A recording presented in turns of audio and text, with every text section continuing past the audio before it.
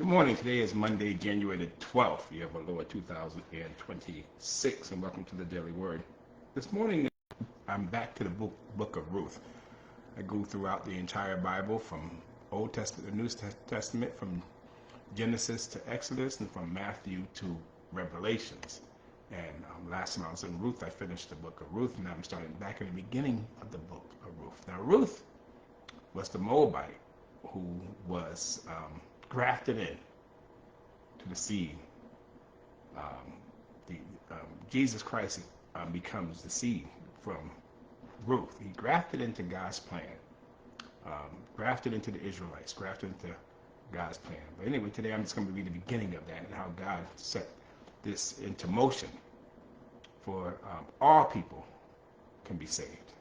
And this is the beginning of it when he grafted in Ruth into his people.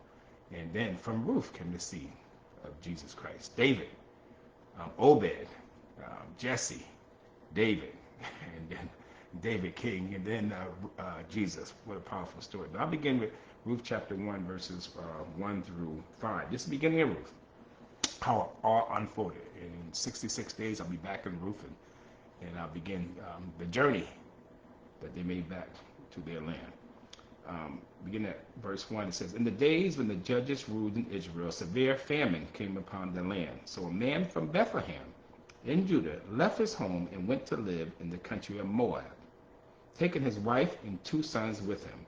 The man's name was Elimelech, and his wife was Naomi, and their 2 sons were Mahlon and Chilion. They were excuse me, Ephrathites from Bethlehem in the land of Judah. And when they reached Moab, they settled there. Then Elimelech died, and Naomi was left with her 2 sons. The 2 sons married Moabite women. One married a woman named Orpah, and the other a woman named Ruth. But about 10 years later, both Mahlon and Chilion died. This left Naomi alone without her 2 sons or her husband." I'll leave it there. God bless you. Have a wonderful rest of your Monday. God willing, we'll see you again on Tuesday.